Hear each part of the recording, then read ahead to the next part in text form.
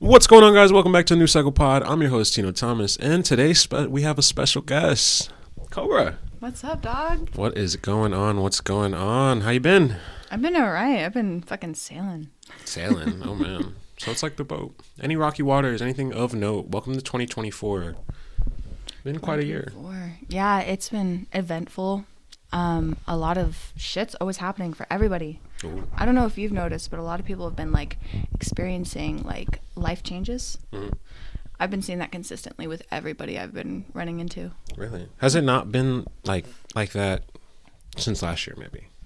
Last year, I felt like it was very stagnant. Like things were exciting, Right. but not like really big things were happening. Right. It was very like mellow. Yeah. You know, this year was more like a big tidal wave.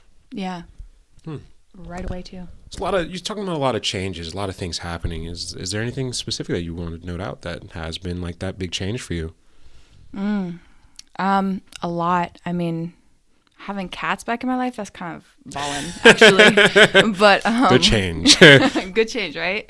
But also, getting housing in the role. Yeah, that's a big one too. Wow. Yeah. Finding a house, man. That's like most like mid-20s people's like goal is to get a house and to finally have a place to call home, like established. Yeah, 100%. For our like ideal, we're gonna make the living room all goth and shit. Oh shit. Hold on now. Yeah. Hold on now. Gonna be a one-of-a-kind home. Can you talk about it a little bit, having your own dedicated space and what that really means to you? Good question. Dedicated spaces, typically, like, I guess my question to you is it personal or is it like for everybody? I would say it would be personal. Yes. Personal, I feel like for me, it has to be like very calming. Usually I have to have like a colored setting. Right. Like for lights. I have little lights in my bathroom. I just kind of sit in the bathroom sometimes. Yeah. Because you can change the color. And then loud music. Loud music. Yeah. All the time? Yeah. Every Really? time. I don't sit in silence because I can't sometimes. Right. But loud music and just kind of writing. I do write a lot alone or bead. That's kind of setting the tone for me. Can we talk about the silence? Yeah. Okay. So what is silence like for you? I don't hear silence a lot. A lot of the time when there should be silence, it's like Like in static. my head. Yeah. Yes. Or like a bunch of whispering at once. So I'm not used to silence. So if there ever is silence, it's like I'm going to have a panic attack. Right. Like this is crazy. Yeah. Silence is abnormal. Yeah. It's like having a tsunami warning. Right. Yeah. Oh, yeah. Yikes. Yeah. Silence equals we're about to crash out. Yeah. We're about to crash out. It's cue the alarms. Yeah. Stop the show. Stop the show. Well, the show did stop, and that's why it's a problem. So it's Yeah. like the show must keep going. Yeah, come on. I'm on the Truman Show. I gotta. There it is. The actors got to keep playing their parts. This is all scripted. Exactly. We're all in on it. Fuck. Again? It's all connected. Welcome back. Shit, welcome back. There's something specifically I wanted to talk about a little bit. I wanted to talk about DID with you. Fuck yeah. Yes. So, and would you mind explaining for what that means to you and what it is? Yeah, so I'm Cobra, as you know. I have DID. It's dissociative identity disorder. It's basically a bunch of trauma from the ages 7 to 9 that kids experience, and it creates things that builds personality so you don't have to deal with your trauma because it's too hard for your brain to actually comprehend. So with that, you get new people in your head. And I recently found out that my mom is known all my life. So that's been crazy. But with the experience for me, I have a bunch of people who are in my head. I have 13 members. And they all have different names and experiences and views and, like likes and dislikes. They're different people, but yet they all stem from one person. Right. Which is typically called the core. Mm. There's a difference between the core and the host and all of that. So there's like a core, which is the main person where everybody came from. And then there's a host who's always out. Mm. And that can change at any time. But the core is always the same. I used to be host, like me specifically, Cobra, but I'm not host anymore. And that's freeing. It's not annoying. And seems like a lot of responsibility. Yeah, always having to be like the face and put on all the shit is really obnoxious and hard. And also, you can't leave. Right. You just have to sit there, which, is a normal experience for people who don't have DID, is they're just always there. Right. But for other people in my system, they're allowed to leave. They're allowed to like go into the inner space. You can have like houses, however it's set up, however the gatekeeper, like there's different roles that people will set up in your headspace for that safety net. Right. Of trauma. So, yeah. How has having all the other members helped you personally? I feel like my job in the system is to be sad.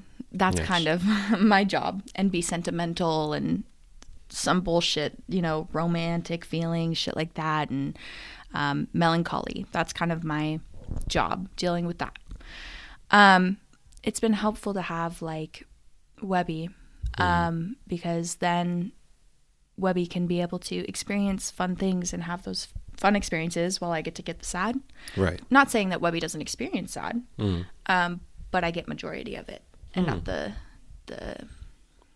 like Webby gets the level lower than mine of sadness. Yes. So it's, and once it gets there, like, you're here. Yeah. And then having protectors is also helpful. So if I'm in a tough situation, like I don't know, a legal situation, Donovan or Kevin or Moxie will come out. And that's helpful too, because then I don't have to deal with that shit, because it's scary and I will just shut down. Whereas those people are built to do those things, like fix it. Right. And I guess talk through it, or, fucking throw hands or whatever the fuck it is, and communicate and stuff like that. Plus dealing with trauma is helpful. Like certain people, like Fangs holds a lot of our sexual trauma. So when, say that we're getting, sexually harassed or something, right, Fangs will instantly come in. I'll leave. I won't have that experience at all, because that's Fang's job, is to collect that trauma, to keep that trauma, and to stay in line with only having that trauma, So it's, everyone is present during different circumstances. Yeah. But it's the ability, because of that, you're able to be present.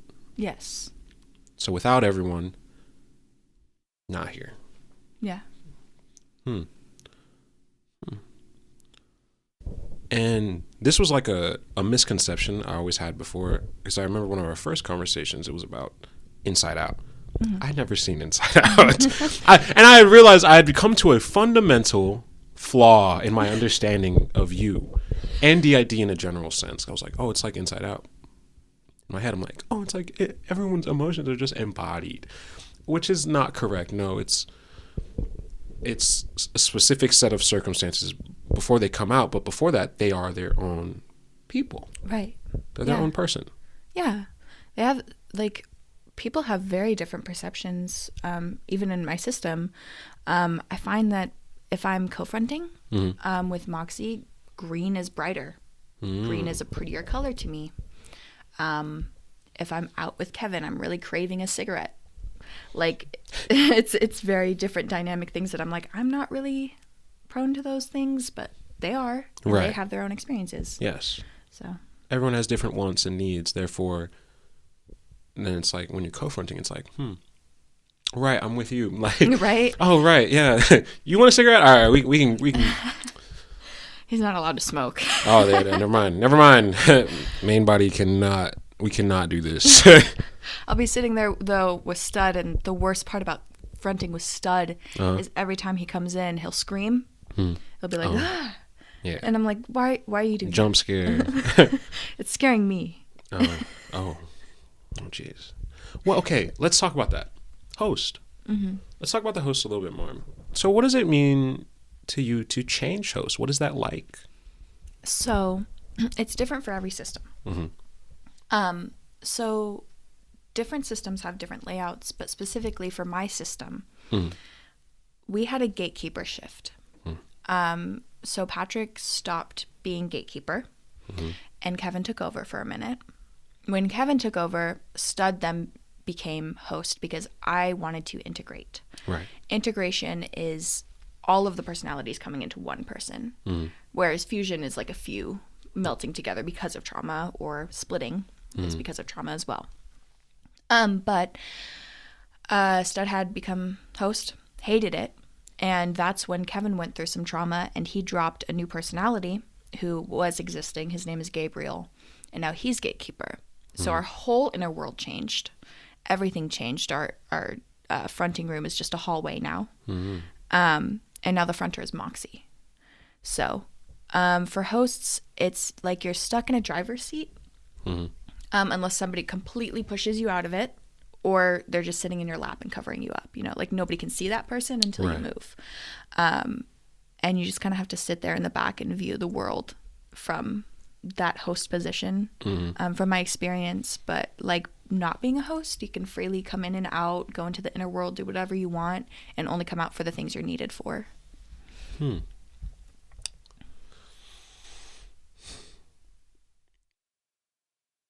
All right, hold on. An image popped up in my head, and it was Five Nights at Freddy's, like the security guard position, right? Yeah. Right. And the world is like, you checking the camera, you gotta watch this shit. You gotta, like, when you put the tablet down, you still gotta watch this shit. But whoever's the host gets to customize the room. Right. This is the perception that's typically here. Right. Right. This is what we're seeing. Gatekeepers like purple guy. All right, like we, this is the rules. Like watch out. Like yeah. That's a very good analogy, actually. And when another person comes up and takes front, it's like, right, what day am I even on? Like, how dangerous is the situation? What is the situation we're in? But typically, they can always see it from the host perspective, though, right before they come out. Is that how it kind of works? It's kind of like, so security guard setting, same thing, except when it's a new person, it's like Foxy jump scare. Oh, so they're the animatronics. Host has, okay. Does host typically get to, host doesn't even get like they have like security cameras, but they don't really know what's going on. So it depends on the person and their ability. When I was host, I knew shit. Like I did not know fucking anything. But Moxie probably knows a little more, so Moxie can probably like turn around, look like in the inner world while still being out and looking at things. Can turn around, quick look, and see who's behind. It's like different FNAF games. Yeah. It's like, oh, sometimes you can go and check the closet. Yeah. But in like FNAF 1, you can only you can't even look left to right. It's all here, and that's kind of it. It's bare bones. You got to deal with that shit. Right. Yeah. Fascinating. Yeah. Wow. I don't know why. I'm not sure what prompted me to think of Five Nights at Freddy's. That was actually really good. I'm very happy I got that analogy going in my head. I've been playing a lot of Security Breach. Oh, wow. Yeah. Very good. It's very, very hard. Not too surprised about that one. The games have only gotten harder over time. Chica pisses me off, so. Shout out to Chica, man. No, I'm playing. Guys, I might cut that out. I might just cut that out. But yeah. Wow. All right. I'm going to move, the same subject, but we're going to move a little bit different. Okay. How do you recognize when someone else has DID? Or when you like kind of feel like they might also have DID? So I am notorious for figuring that out within other people because there is a secret little thing that DID people do. So what they do is they will drop hints like, what's a good example? Like, Oh, when I'm around, people who abused me in the past, I code switch.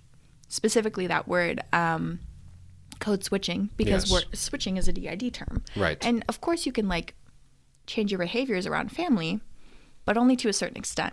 Yes. Like, your core should always be the same. yes, exactly. And so when somebody says that and then they start dropping hints, I've had quite a few friends who are like, haha, sometimes my handwriting's different, and then looks at me for a really long time and then goes back to what they're doing. But the thing is with DID is you can't really bring it up unless you're sure, because they could still be in that unsafe situation that they can't know that they have DID. Right. So then it's like a real identity crisis. Yeah. So sometimes people are DID, you're not really supposed to know until you're safe enough to know. Sometimes people know sooner, and that's fine. But I don't know. There's been a few friends that like I've been like, hey, have you considered going to a therapist about maybe having a personality disorder? And they're like, no. And then they come back to me like a couple months later and they're like, yeah, so I have a personality disorder and it's DID. I'm like, yeah, I know. So people will drop hints, other alters specifically who know, and the fronter who doesn't. Right. So.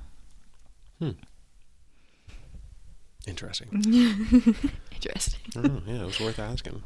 I always wanted to ask that, especially on like a podcast setting, just to like bring awareness to it. Yeah. I think it's something for people to know who might be struggling with the same thing. Yeah, completely. And also, education is a really important thing with DID.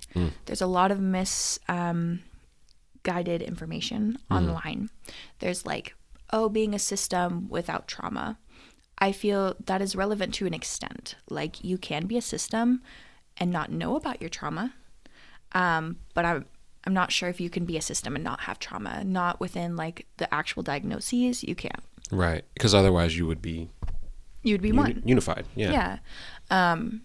So like I really do recommend, if anybody who like is looking into DID and wants to know more, look on YouTube for Entropy System. It's a YouTube channel, very educational. But it's very good to bring awareness, and people often feel very hesitant to ask me questions. So I appreciate you asking me questions, because people are always like, I don't want to be too personal. And it's like, literally nothing is personal. I have 13 people in my head that all have different opinions. Right. So. I'm sure if you didn't want to share, you just wouldn't share. Yeah. Yeah. If I didn't want to tell you, I'd be like, I'm not comfortable with that, and move on. Cool enough. Yeah. There it is. How does having DID in a system, how does having a system affect day-to-day living? Day in the life. Day in the life, Cobra. Day in the life, Cobra. I wake up, I get dressed, and then all of a sudden I'm playing Fortnite. That means stud has come in. And then I go into the bedroom, I change outfits. It's green and purple. It's Webby. There it is. And then, I decide I want pancakes for dinner. And then, Donovan comes out and it's like, I want steak. And, it's a lot of changes consistently through days. And sometimes it's trauma anniversaries for certain people. Sometimes it's like a great day for one system member, or a great day for not another one. Or one day somebody's stuck in the front all day. Yep. So I would say I've been out all day, which isn't typical. Moxie's in the back. She's been with me all day too. But a lot of people can get stuck front. Like Webby will have to be out sometimes all day because they don't have any other choice but to leave. So then it's like resulting in like that was not a good day. Yeah. Specifically for whoever was out the longest. Yeah, exactly. Because we're not used to living in the body on a consistent basis. Right. It's not normal for us. Therefore, it's like whoever was the host. Does the host typically bear some like responsibility for that typically? And is that why being a host is kind of hard? Yeah, I feel like host's responsibility is to be able to take over. When there is nobody who can, or when somebody needs help to leave a situation and they can't. Gatekeeper usually, if host can't do that, gatekeeper will be like, okay, I'm putting somebody in this situation. I have to. But it should be host's job to make sure that they're the fallback person. I don't know if that makes sense. Yes, like everything falls short. I need to get out of here. Host is there. Yeah. Like hand on the shoulder, like, all right, I got you. Let's take over. Yeah, exactly. But some people forget about that. I forget I'm not host anymore. So I'll be stuck in the front and I'll be like really, really sad. And I'll be like, I hate this life. And then I'll be like, I can leave. Oh, wait, this is not my job anymore. Literally. And so I'll leave and I'll be like, I feel better. Moment of happiness, guys. It's like getting off of a shift of a long break. You don't want to work. And then you're like, wait a minute, I don't need to be here. Yeah. Whoa. Guys, I'm going home. Bye. Literally. But, Yeah. wow.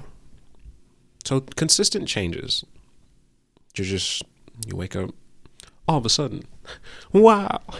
All of a sudden, beans. Like, yeah. Or one day it's just Fortnite, or another it's cheese. Yeah, it's really hard too, because sometimes I'll come in and I'll be like, what did we do today? Mm-hmm. And I'll have other people be like, oh, we went to the mall and we ate this and like we hung out with your family, like whatever it is. And I'm like, we did that? It's like seeing a news article about yourself. Yeah, and it's kind of scary because I don't remember doing any of that shit. Like, I've lost a whole day of my life. It's kind of sad sometimes, but yeah, other times it's like, this is kind of where I live. Right. This is how you operate. Like, yeah. So this is sort of what day-to-day living perspective is like. Right. How has that affected interpersonal relationships? Whether it be friendships, whether it be relationships, whether it be even family. Well, the family is very difficult for me just because all the memories are just ranged for people. So different people will have different memories and other people won't remember things about family. But specifically, like with Kathleen. Right.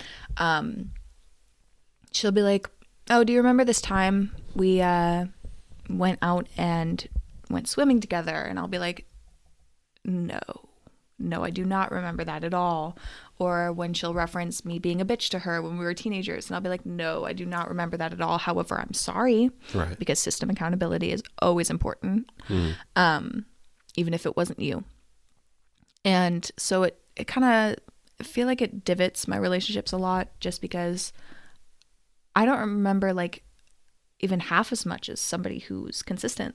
Right. Of the memories. Like, I'm sure you have more memories of us hanging out than I do, off the top of my head at the least. And other people have those, like other memories and experiences and shit like that. But I can remember like bits and pieces, you know? Right. It's so, like a weird like flashes. Yeah. And then feelings of nostalgia. Mm-hmm. And it sucks because I feel like a shitty friend or like a shitty partner for not remembering everything, but I try my best to be like, I'm sorry, I don't remember that. I'm sure somebody else does, but I don't. Right. Somebody once told Joey that we don't dye our hair, and that is a lie.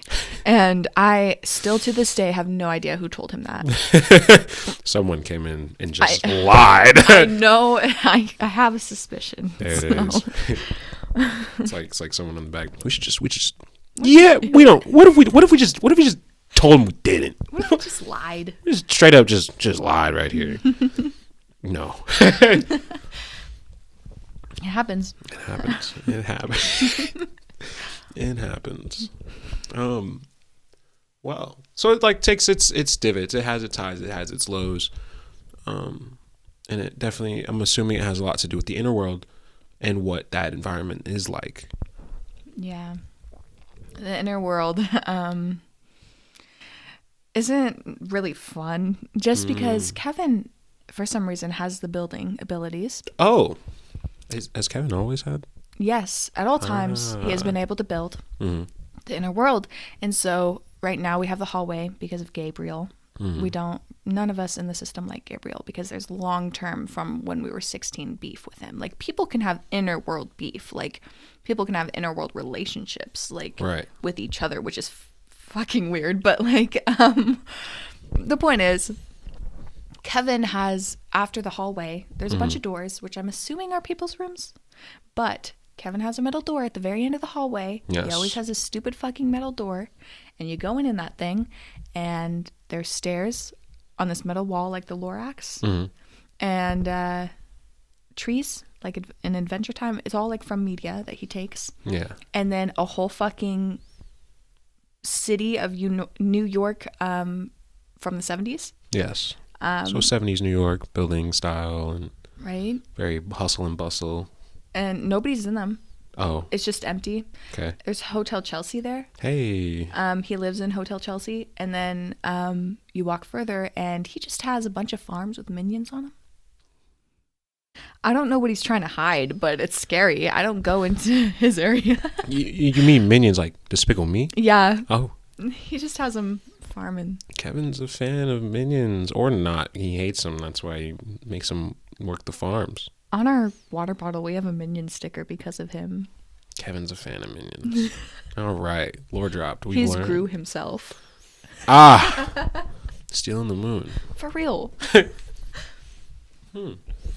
So, since Kevin has building abilities, right? That's basically like he can make anything in the inner world.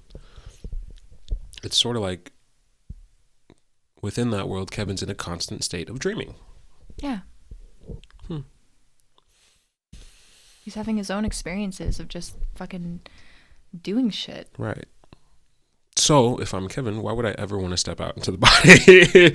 Which now makes sense. I never truly understood that, but I'm like, that makes sense. Why would Kevin want to step out? Right. He hasn't been out a lot lately, and I think it's because he feels bad that he dropped Gabe out of him, when he split. Like, my bad, y'all. Yeah. I've unleashed Gabe. And I think he's been feeling guilty. He hasn't come out in the last 2 weeks, so. He hides, which understandably so. If he can smoke cigarettes in there, he's fine, I guess. He's fine. Cigarettes, minions, farms. Yeah. Post-apocalyptic New York City in the 70s. Alcohol. You can have everything. Yeah. The feeling of guilt has not gone away. Exactly. Some things you just can't make go away. Speaking of that, let's dive into ethics. No, I say ethics, but I think I was just chatting right there, guys. What does waking up mean to you? What do you see within the world? What does the world mean to you? Like overall? Yeah. I feel like the world used to mean something very evil and scary to me, but I think lately it's been like, today is a new day, and I can either make this a good experience or I'm just going to go through something and still try to make it good at the end of the day. Right. Because I would rather spend my time doing something I enjoy and want to make worthwhile rather than making it feel shitty and worse for everybody else, Right. What about you? I see the world definitely more as, and some people might take this as being self-centered, but I see it more as everything is just a reflection of myself, and how I see the world definitely changes what's around me. It changes my environment. It changes what I see, what I allow. If I'm feeling really sad and down, typically that's when I run into someone else who's also sad and down. It's typically how it works, where I'll run into something like a sad scene, like a car crash, or, and it'll start raining, and when I'm coming out of it, I'll start to feel a little bit better, and then the clouds will start parting, and I'll see the sunshine come out, and I'm like, wow, like that's really cool. A lot of people their environment shapes them. I see it sort of the opposite. I shape the environment. What I think is very important to what I'm seeing, and more than ever, I'm now sure of that. Yeah. And while that may not be true for everyone, I don't expect everyone to just get it or even accept it. Everyone is allowed different perceptions, and I think that is one of the beauties of being human. Yeah, completely. And that's what seeing the world really is for me. That's pretty cool. I mean, it's kind of like somebody's directing a scene every day for you, Yes. And it's you. It's always me. But okay, one weird thing, though, is that I'll never identify with my thoughts. I am not my thoughts. I simply observe them. Okay. I watch my thoughts, because when I am my thoughts, then it really is my environment shapes me again, right? I no longer have control over what's around me. Yeah. And I'm now putting myself in like a victim state. Like I had no choice. I had to work 8 hours this week because I needed money to put rent in. No. Yeah, I hate the way I'm talking right now. No, I didn't need to work those 8 hours. I didn't need that money to come from there. I could have been fine. I could have just stopped living there. Fuck it. Fuck the house. You don't want to work? Leave, quit. I've done that many times. And I found a new job miraculously. I was like, you know what? I'm going to be fine no matter what. Well, guess what? I was fine no matter what. And I feel as if society shapes a lot of people like that to be fit within this big system. Yeah. Not to bring that word back, but like it kind of is like that. We want you to fit into the system. You have no choice. Yeah, you have to do that shit. Right, and they don't tell you that directly. But if you're not going along with the school system, they're like, you're going to be a failure. You ain't going to be shit. You're going to be an outcast. And realistically, school has literally not been like the way that school is set up has not been updated for fucking decades. Literally. It's still built for factories. Why the fuck? And I would say this even when I was going to school. That's why I didn't go. But why the fuck would I want to go to some place for 8 hours where I don't want to be there? I'm not learning anything new. No, literally. And on top of that, none of this shit is useful. Mm-hmm. Why the fuck do I need to know calculus? For real. Like, when why? The fuck am I going to need the perimeter of somebody's fucking lawn, and I'm not going to have a measuring tape, and I'm missing 3 variables. I don't know what the lawn looks like. I don't know how long it is, nor do I even know the person trying to fucking make me cut their grass. Like, fuck, I'm going to pick up the fucking lawnmower and I'm going to cut your fucking grass, regardless of what shape it is. It's a fucking triangle. Like, well, okay. It's a fucking triangle. Fuck, I'm not going to find the isotope bullshit, whatever. Like, I didn't learn any of this shit in math. I didn't either. Yeah, that's why I fucking didn't go. Got my math credits with geometry. Hey, nice. Shapes. I like shapes, nice. Guys. But the world is so much more simpler than what they make it out to be. Yeah. I wake up. I dream. I'm living a dream right now. Yeah. I'm living somebody else's dream right now. Someone could literally be like dying to be where I am right now. Yeah. Right here where I am talking to Cobra. And I know you got a lot of fans. My bad, y'all. My bad, y'all. I'm living some of y'all's dreams out there. But I'm here. That was a little spice you threw on the table, huh? Fuck. Stop. No. Spice unintentional, but like that's really how it is. And when I wake up and I realize that, I have no choice but to want to be present. Right. You know, this moment could never come back. It can't be replicated. It will never be again, and it shouldn't. And that's what makes it so awesome. Like, this is great. It's unique of an experience every day. Every day. Every second. I will never step in the same spot like I stepped in it right there.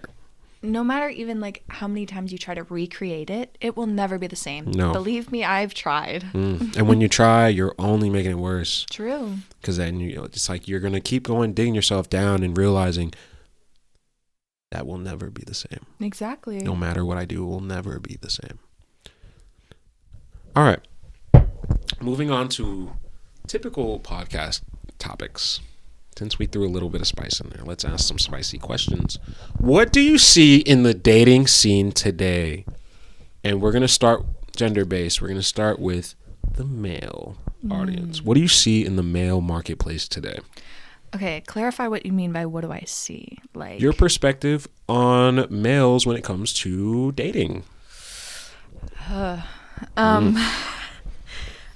don't get me wrong. I love me a man. Yes. But sometimes there's specific type of men that I run into most often. It's always these like blonde, blue-eyed white men who are in the military.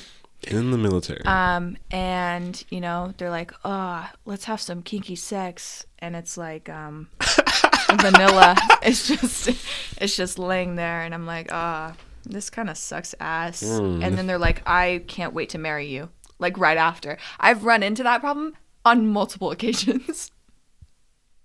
Oh, Jesus. Yeah, they're down bad. Yeah, they're in the military. My fault, y'all. I'm gonna like mute that part. Thank you for your service, guys. Couldn't be me. Thank you for your service of not making me come. Oh, God. You tried your best. I hope that was your best. I hope it actually wasn't. Yeah, I hope you do better next time. Oh, no.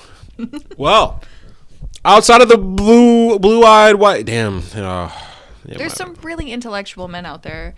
And, like, there are really cool guys out there, too. I've just noticed there's a lot of, like, people who... I don't know what it is. Maybe I just have, like, a bad perception from my experiences. But, like, some people, when they're trying to start talking to me, if they have more than 3 red flags, I start to just block them out. I don't want to talk to them. I don't want to engage. And it's not really what they have to say. It's more of, like, my preconceived notions, you know? Right. Okay. I mean... Yes, to each his own, but I don't see that as like a bad thing, especially if they're trying to engage with you in like a romantic sense. Yeah. Then it's like, no, like not really into it. Just having like closing the door is never not like a bad thing. Yeah, that's true. I don't think about it that way often. I think because I want to see that I have all these opportunities and what I could do with them. Like an opportunist. Yeah. And so when I throw it away, it's like, man, wasted that one, but it's not really wasting it. Oh, waste. It's like, man, I don't want that. Yeah. Saying I don't want that and closing the door is like not easy all the time. No. Like, sure, they could have blossomed into a flower or something, but my bad, the plant had no pot, no seeds, and it was literally just dirt. Yeah. Matter of fact, it was like pretty foul smelling dirt on top of that. Like, it was garbage. Yes. Fuck, damn. Real though. Yeah. Sometimes shit just smell like shit. Yeah. It's probably shit. It's probably shit. I didn't need to open the door all the way to see that it was shit. That's true. You know, I know we can make some shit out of nothing. Yeah. But I don't want to start with shit. I smelled it before I stepped in it. Like, why would I step in it if I'm looking in it? You know what I'm saying? I don't need to keep the door open and sure, I can step in it and clean it off, and then, you know, it's on my shoe now, but like, it looks good now. It's under my shoe.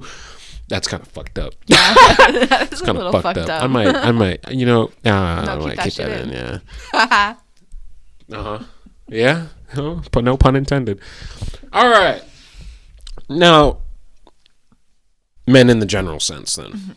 All right. What do you see out here? Not particularly from your taste, but what do you see out here from others in the world generally? Like recently? Yeah. I've been seeing, like, typically for men, I've been seeing a lot of more creativity within men. And that's actually really, really exciting because I know that men have been really, toxic masculinity has been taught for years and ages. And a lot of men have been forced to not feel open with their creativity, or like they have to work that 9 to 5, you know, whatever the fuck it is. But realistically, they should be enjoying their passions just as often as women are, or non-binary people, or gay people, like whatever the fuck it is. But like, I've been noticing a lot more creativity. Like, you know, people have been making music. I've noticed a lot of the men in my life have been making music, starting their own businesses, like making their own clothes, shit like that. And I don't know, making rugs, you know, programming, whatever the fuck it is. And that's super good. Yeah. I'm really glad that like people are able to express themselves in that way, because that's very valuable. It's good to have hobbies. Absolutely. Chase your passions. Yeah. Very important. Regardless of what others may think, just go and do it. Yeah. I'd rather you do that than grow up and be upset and then probably do something you don't want to. Yeah. You don't want to grow into. Well, I'm not going to say exactly what that means, but if you get it, you get it. If you don't, you don't. All right. What do you see out here? Now we're going to go on the opposite spectrum of that. What do you see out here in the female scene? Female scene. Yes. And we're going to start with personal and move into the general after. Okay, so personal? Yes. Okay. Personal. I feel like there's been a lot of, I don't know how to particularly explain how I feel about women sometimes. Women, I've noticed, have gotten a little bit more aggressive, which can be good and can be bad. Sometimes it can be a little bit too catty and petty and just fuck you, I hate you, and not even for any particular reason. Like, to me, and it's like, you could have just communicated that. Right. I feel like women have strayed away from expressing their needs directly a lot lately, and I don't know what that is. And I think part of that is just feeling like a need to lash out. Right. And I understand that, which, by the way, happy Appreciation Women's Day. Yes. National Women's Day. Shout out to all my Day. women, beautiful women out there. You're all amazing.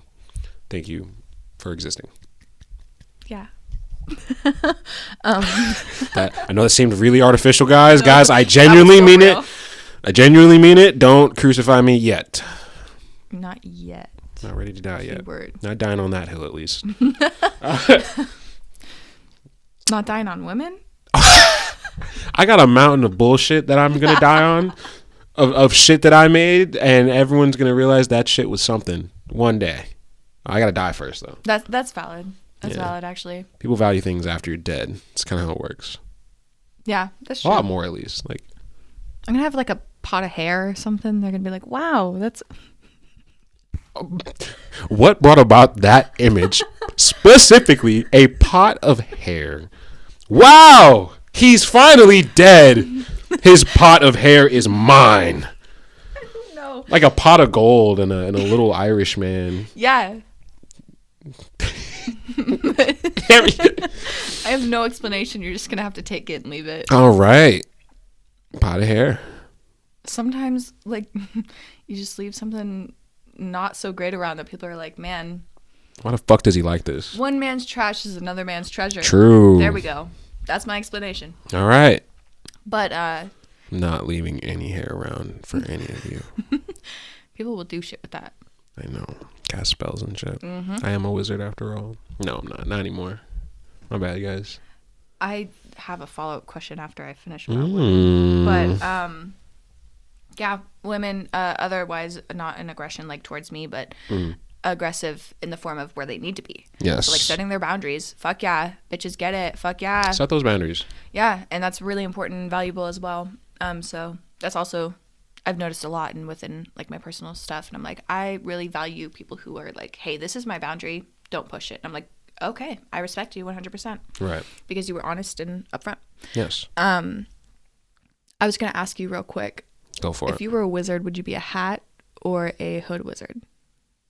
Like a cloak. I'd want to be cloak, but I'm definitely more of a hat. Yeah. I'd want to be cloak, but I'd have a hat.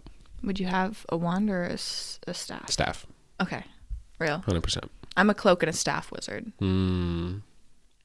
I feel like my hat would never show up. I would like snap my fingers and my hat would pop, and so would the staff. Yeah, that's pretty bussin'. I would never have it. I'd always be in like a suit though. Like, and then I'd just well, come into my room, and as soon as you enter the room, like, it's like boom, everything changed right then and there. That's crazy. Really? Yeah, that's actually, like, people have not given me detailed explanations. What did I say earlier? I was a wizard. Yeah. So that's true. More than a wizard now. I can be a wizard though. Damn, wizard keeping secrets from us. You'll learn. That's part of the experience. You just to learn. Like, I'm still learning too. Yeah, true. I love learning. It's one of my favorite things in life. Yes. Look forward to something today.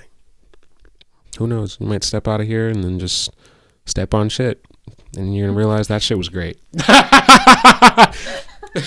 Welcome back. I love it when I just step in it. I love when I step in shit. Oh God.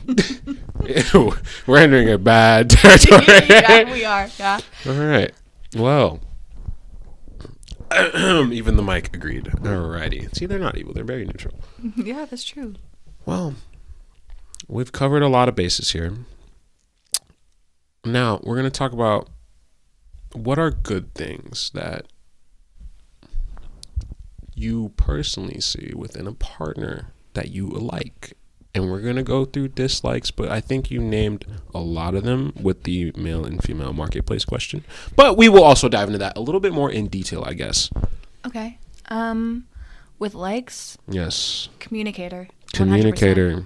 Honest. God. Even if, like, it's the most mean shit. Like, if they're like, dude, I really fucking hate your guts and, like, I need to leave. Like, I care for you as a person, but I fucking hate how you are. Right. I'd respect that because you're honest, and as long as you say it in, like, a respectful tone, right, I'm down with it. But those are valuable to me. Also, I think little things matter to me more than, like, people who want to, like, cook me food or spend money on me. Like, yes, I love those things, don't get me wrong, but I really like it when people can, like, I don't know, remember, you know, my favorite snow globe I had as a kid and buy it for me, you know, on Valentine's Day, whatever the fuck it is. Right. Because those things are like, you're paying attention. Absolutely. And that's all that really matters, because, like, as long as there's, like, daily affirmations of, like, hey, I care for you, I love you, you're doing great today. That's awesome. That's something that I think is healthy and important, even with friends. Right. Like, yes. Letting friends know, reminders of, like, you are a wonderful person. You know, you're smart and I care for you. Like, shit like that. That is super fucking important.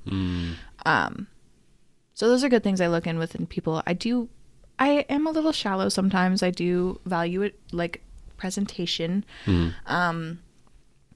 And while I am demisexual, so, like, to be able to date officially, I have to be in love with somebody, like, right, shit like that. I have to really find somebody, like, their personality has to be, like, a pop of color, you know, something I'm attracted to and has charisma, shit like that. Very alluring, right? Yeah. Like, you are oddly, like, not oddly attracted, but, like, you're it's like you're walking towards you and you didn't even realize you're walking. Yeah, exactly.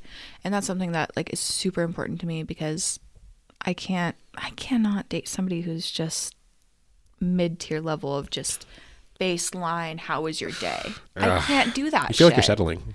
Yeah. Yeah. It's just not something I can do. I want to be able to talk about the stars and dinosaurs and how deep those things can get. Let's go into the emotional shit about it. Like, right. Let's talk about the universe. Phone call? Rooting for you, Joey. Thank you. Thank you very much. We appreciate your patronage and support.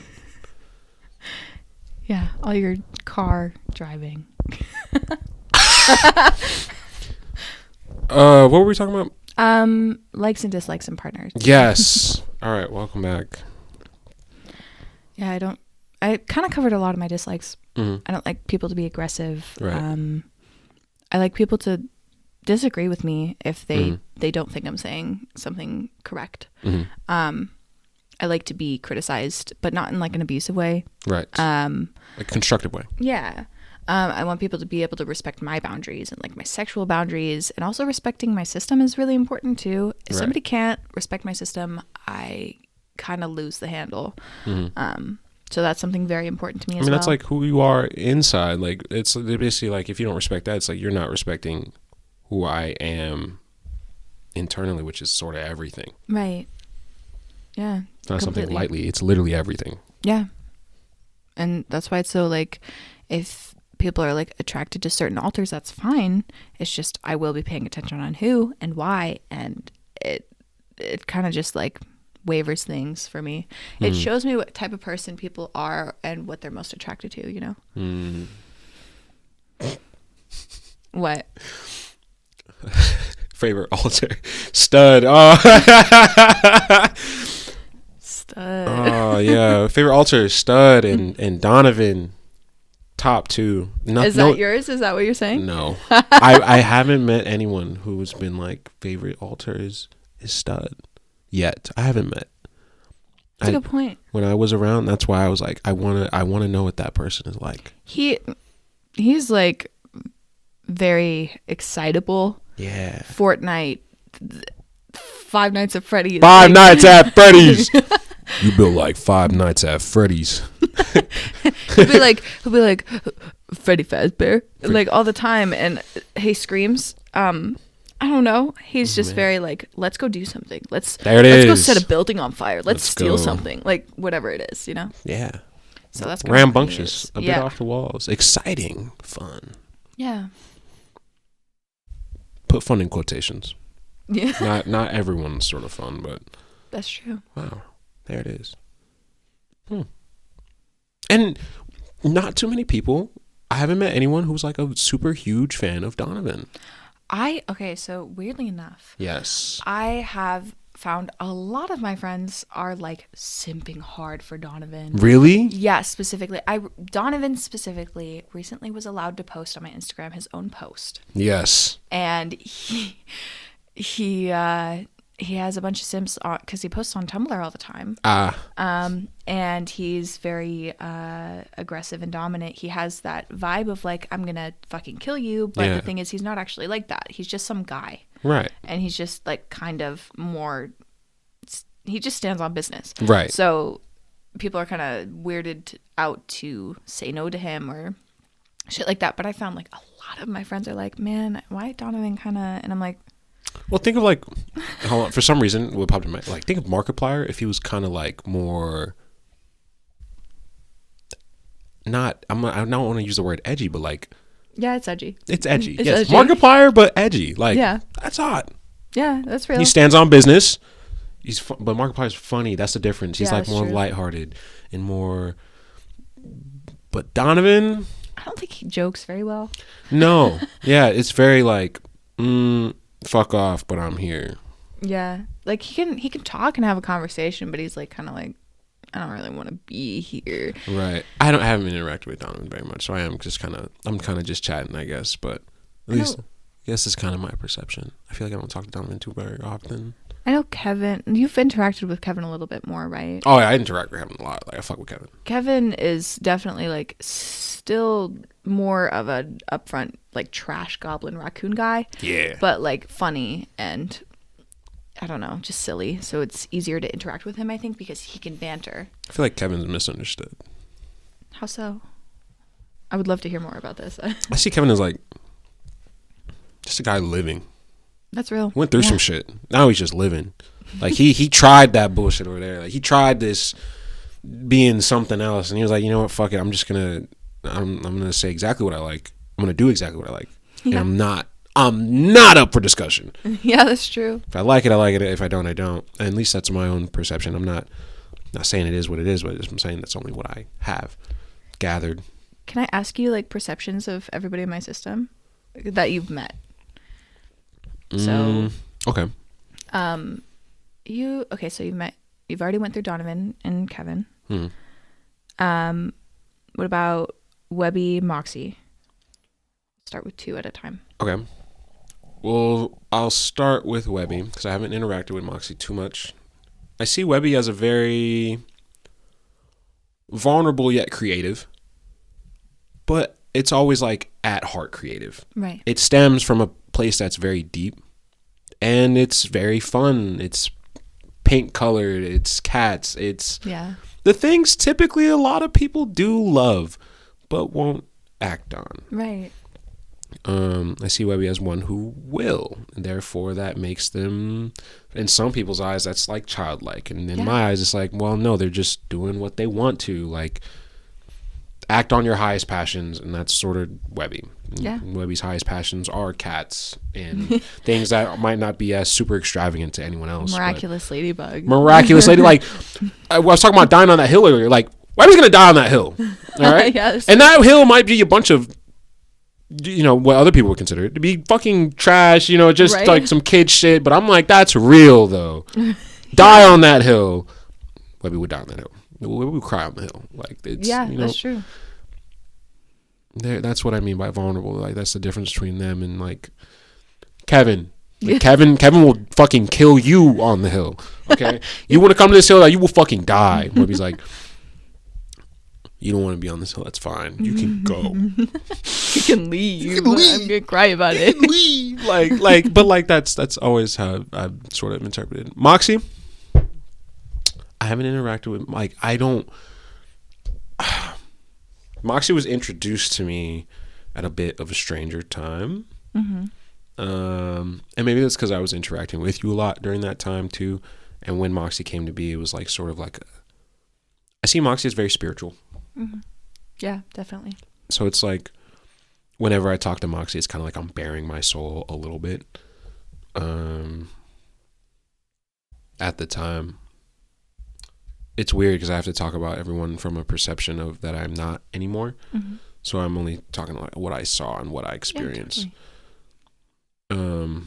But Moxie always seemed very connected with nature. And it was very authentic conversating. Almost like how I talk with Cobra. It feels very authentic. It feels very similar to how I talk to Cobra, but it's a little bit different. It's a little bit more snarky sometimes. Like with which part is more snarky? Who is more snarky? Moxie. Okay, yeah, that makes sense. It's a little more snarky. Sometimes it's a little spicy, but it's like fun. It's always in fun. It's lighthearted. Might give me a little shit here and there, but it is what it is, I guess. It is what it is, but it's very spiritual though. So it's like I'm a fan, of course. Let's move on to the next two. Cobra and Fangs, which I would like to clarify that it's now Cobra and Webby. Webby's in the back because I've been really resisting the urge to bite this microphone. I'm so sorry. It's okay. Foam. Okay. Cobra and Fangs. Yeah. We'll start with Cobra. Cobra, the one I met. Oh man. Shoo. Got a lot. I got like so many memories with Cobra. Especially in the beginning, the icing days. Shit. Cobra can come off as intimidating at first if you don't know. Very out there. In their own way though. I came to really appreciate that about Cobra. That was one of the main reasons I ever first started talking to you. I was like, wow, like this is really cool. This is amazing. They're really just themselves. Like, whoa. Whoa. At the time, that was like mind blowing. And they care. Right. Cobra cares. Within the system at the time, Cobra cared a lot. And that stood out and it really like spoke volumes to me. That's how I kind of look at Cobra. And I'm not going to say like the mother, but like sort of like the one who cares about everyone. Yeah. To a certain degree, and it makes sense why you're kind of like sad now is because you still care. Right. You couldn't be sad if you didn't care. Exactly. And yeah, that's my only, it's only like what I'm seeing now. It's just my perception. I'm going to keep reinforcing that. It's just what I'm seeing. And it's not, I'm not trying to push this on anyone. I'm not trying to push this onto you or anyone in the system. It's your perception. Right. Also, side note, but we might have to wrap it up soon. Yes. No, yes. I also have, I've got to make sure I get there by 3. Yeah, you're good. But, and also I don't want Joey to wait any longer. Shout out to Joey. Anyway. Cobra, the one who cares. Very lighthearted conversation. Good at talking. Might not want to admit it, but very good at talking. Can understand people. Likes reading people. I do. And an analyst. Yeah. Be careful for anyone who is looking to talk to Cobra. They might look into you for multiple things that may or may not be true, but that's true. Yeah. It doesn't come without a diagnosis. Yeah. Fangs. Man, very playful. Haunted eyes. Memories of war. The war. The war. Why are we still here? just to suffer.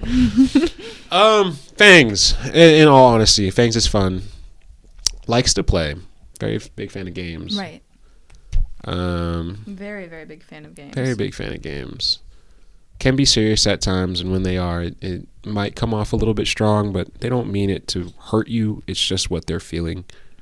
Very attached to emotion.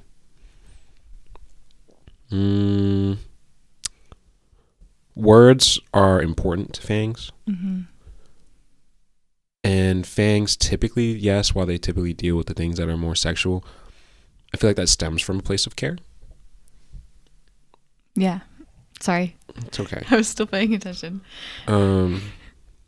I feel like it stems from a place of care, and that's sort of why Fangs is typically the one who's out, because if it's not a good experience, they don't want anyone else to experience it. Yeah, that's a pretty good point, actually. Yeah, I haven't thought about it in that perspective before. With that, we'll go ahead and move on to the next. I don't want to go too far. We are short on time. Yeah. Next members. Was there any next members? Members I met. Hold on. I don't think there's any members that you've met other than that. Yeah, I never got the chance to meet Patrick. I have Muffin, Viper, Whiskey, Gabe. Whiskey? Yeah, Whiskey. And then some other guy that I don't remember. Some other guy. Dusk. And some new guy that hasn't even been named yet. Literally popped up like 2 days ago. Red Ranger. No. Jokes. So. Shout out to the new guy. Hopefully all is well in the inner world. That is a lot of fellas and a lot of people. Yeah, it's crowded up in this bitch. Very crowded. Man. Shout out to Kevin making the rooms for everyone if he even decides to. If he does that. Yeah, he might just make a big like lounge hall. Fuck. Oh shit, I done gave an idea. No, for real. My bad. Shit, you know. You're gonna see 3 people bumming on the couch. Everyone has a section of the couch, guys. That's kind of all we got. I want to sleep next to Donovan. Nah. I'm wishing everyone the best of luck within the inner world, but guys, we are going to have to wrap up as we are a little bit short on time. I thought I heard the phone ringing, but anyway, thank you guys for. Oh wait, any last question? Any last thing you want to leave the crowd with? The audience. It takes a lot of effort for, somebody to keep up a podcast. So definitely recognize Tino for the hard work he does, for sure. Thank you. Appreciate it. I do, truly. Thank you guys for tuning in. Without you guys, this would not be possible. But as always, thank you for tuning in to New Cycle Pod. And this has been special guest Cobra. Woohoo! Take it easy, you guys. Oh, we're done.